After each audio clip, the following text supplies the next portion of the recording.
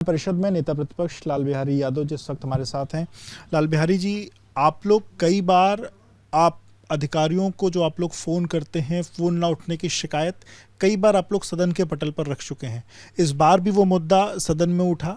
अब हालांकि विधानसभा में जो सभापति उनकी तरफ से ये कहा गया है कि एक नए नियम बनाए गए जिसके तहत अधिकारियों को रिवर्ट करना होगा, जवाब देना होगा। पर आप लोग इन तमाम विषयों से कितना ज़्यादा संघर्ष करते हैं, कितना पीड़ित रहते हैं, और अब लगता है कि क्या अधिकारी सुनवाई कर पाएंगे, फ़ोन उठाएंगे? देखिए, आज सभापति महोदय जो है महाना साहब ने जो आश्वासन दिया जो है, यह ऐसा आश्वासन ये विधानसभा और विधान परिषद में सरकार कई बार दे चुकी, और ये प्रोटोकॉल नया नहीं है कि जो अधिकारियों को मालूम नहीं है। ये प्रोटोकॉल पुराना है। वो जानबूझ के बदमाशी करते हैं और जनप्रतिनिधियों का टेलीफोन नहीं उठाते हैं। यह कोई नई घटना नहीं है। इस पर कई बार चर्चा हुई, कई बार जो है रिमाइंडर भेजे गए, लेकिन मुझे तो अभी विश्वास नहीं है कि इस निर्देश के बावजूद भी पीठ के निर्देश के बावजूद भी अधिकारी अपने क्रियाकलापों में जो है परिवर्तन ले आएंगे। जहाँ तक डीएम और एसपी का सवाल है और इससे ऊपर के अधिकारियों का, वह तो अनुपालन मैं समझता हूँ 95% करते हैं, लेकिन उसके नीचे के जो अधिकारी हैं, जहाँ तहसीलदार, एसडीएम, सीओ, कोतवाल, ये जो नीचे के हैं अधिकारी, ये इसका अनुपालन बिल्कुल नहीं करते हैं। कहीं कहीं 5-10% जो है।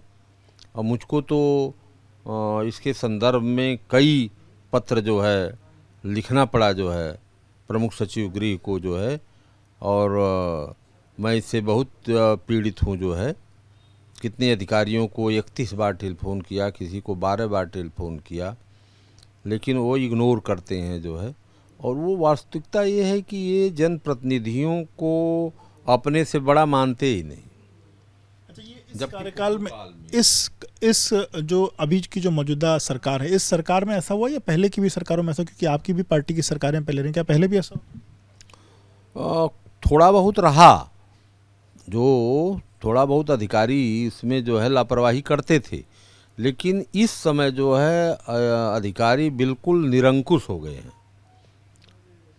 ऐसा नहीं रहा कि 100% वो रहा, लेकिन ये है कि इस समय ज़्यादा निरंकुश हो गए हैं। वह जनप्रतिनिधियों को प्रोटोकॉल को अपने प्रोटोकॉल से छोटा समझ रहे हैं। सबसे बड़ी बात यह है। इससे तर एक और सवाल है, शंकराचार्य के जो अपमान का विषय है वो आप लोगों ने कई बार उठाया, आपके नेता ने कई बार उठाया। अब जो है उसमें उस दौरान जो है बटुकों की शिखा भी खींची गई थी, और उसके बाद डिप्टी सीएम बृजेश पाठक ने आज बटुकों को अपने आवास पर बुला करके 101 बटुकों को उनको सम्मान किया है, तिलक लगाया है, उनका पूजन किया है। कैसे देखते हैं और इसके क्या राजनीतिक मायने हैं, और जो 1 महीने बाद इस पर जो प्रतिक्रिया आई है, इस पर क्या कहें? देखिए, जिस तरह से सार्वजनिक रूप से साधु संतों को अपमानित किया गया, उनको प्रताड़ित किया गया, उनको मारा पीटा गया, उनकी शिखा को खींचा गया जो है, आज उसी रंग के कपड़े पहना करके किसी को ले आकर के खड़ा कर दें। सवाल तो ये है कि जिसके साथ आपने इस तरह का व्यवहार किया, उसको उनसे माफ़ी मांगनी चाहिए न, या उसको जो है सम्मानित करना चाहिए कि नहीं भाई, हम अपना जो है आपका जो अपमान हुआ है, हम उसके से गलती को माफ़ी मांगते हैं। मारे पीटे किसी को, शिखा खींचे किसी की, और किसी को ले आकर के खड़ा कर रहे हैं। लेकिन प्रतिक्रिया यहाँ से आई क्योंकि उन्होंने परसों एक इंटरव्यू में ये बात कही कि जिन्होंने भी बटुकों की शिखा खींची है उनको महापाप पड़ेगा, और इसके बाद उन्होंने बटुकों को बुलाया था। तो जो महापाप करने की बात की, उस पर उन पाप और महापाप की बात तो उनकी है जिनके साथ दुर्घटनाएं हुई। सम्मानित किसी और को किया जा रहा है, और जिनके साथ दुर्घटनाएं हुई उनसे बात नहीं किया गया जो है। और इसको हम जो है ये पॉलिटिकल व्यू देना चाहते हैं जबकि मैं समझता हूँ कि संवैधानिक पदों पर रहने वाला कोई भी व्यक्ति जात की बात करता है, धर्म की बात करता है तो वो संविधान की अवहेलना करता है। क्योंकि भारत के संविधान के आर्टिकल 19 के सब क्लाज 1 में जो व्यवस्था दी गई है, बाबा साहब भीमराव अम्बेडकर ने दिया है कि जात के नाम पर, धर्म के नाम पर, किसी के साथ कोई छुआछूत के नाम पर किसी के साथ कोई भेदभाव नहीं किया जा सकता। तो फिर संवैधानिक पदों पर बैठे हुए लोग जो है जाति और धर्म की बात करते हैं, धर्म का ही गीत गाते हैं। यदि धर्म तो को सभी लोग मानते हैं, कोई हिंदू धर्म को मानता है, कोई मुस्लिम धर्म को, इस्लाम धर्म को मानता है, कोई जैन धर्म को मानता है, कोई ईसाई धर्म को मानता है। जो जिस धर्म को मानो, सबको स्वतंत्रता है अपने अपने धर्मों की मानने की। इसमें विवाद किस बात का है?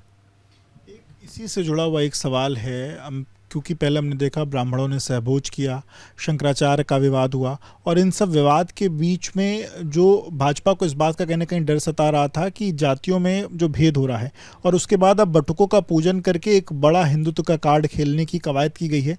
आप इसको कैसे देखते हैं? क्या जो समाजवादी पार्टी का पीडीए का कार्ड है, जिसमें तमाम जातियाँ आपके साथ आने का आप लोग दावा कर रहे हैं, क्या उस पीडीए की कार्ड में हिंदुत्व का बड़ा कार्ड भारतीय जनता पार्टी के? देखिए, हिंदुत्व का कार्ड तो शुरू से ही बीजेपी पार्टी जो है खेल रही है, शुरू से, आज कोई नई बात नहीं है। लेकिन उसका मुकाबला पीडीए के सामने नहीं हो पाएगा। पीडीए में पीड़ित लोग हैं, जो विभिन्न प्रकारों से जो है पीड़ित लोग हैं, जो एक पीडीए के तहत जो है अपने सम्मान को बचाने के लिए, संविधान की सुरक्षा के लिए, अपने आत्मसम्मान के लिए माननीय राष्ट्रीय अध्यक्ष अखिलेश यादव जी के साथ खड़े हैं। चाहे उसमें ब्राह्मण हों, चाहे अन्य किसी भी जात के लोग हों, वो सभी लोग जो है पीड़ित लोग हैं। वो पीड़ित लोगों का ये समूह है, और यह समूह जो है माननीय राष्ट्रीय अध्यक्ष जी के नेतृत्व में जो है ये प्रदेश सरकार से बदलाव चाहता है। इसी से जुड़ा हुआ एक और सवाल है, इसको लेकर के जब हिंदुत्व के कार्ड की बात जब भारतीय जनता पार्टी के नेताओं से पूछी गई, तो उनका कहना है कि जो सब कुछ हुआ प्रयागराज में या शंकराचार्य के साथ जो सब कुछ हुआ, उसमें जो पुलिस वाले शामिल थे वो सपा की मानसिकता के पुलिस वाले थे। उनकी भर्तियां सपा के समय पे हुई थी, और सपा की मानसिकता के लोगों ने शंकराचार्य के साथ वो अपमान किया। पहले मैं उनसे ये पूछना चाहता हूँ कि माननीय श्रद्धेय नेताजी की सरकार में जिस सचिव ने गोली चलाने का आदेश दिया अयोध्या में, आज वही सचिव जो है मंदिर बनवाने का काम कर रहा है। क्या उसको ये हटा पा रहे हैं? और सपा सरकार में किसकी नियुक्ति हुई?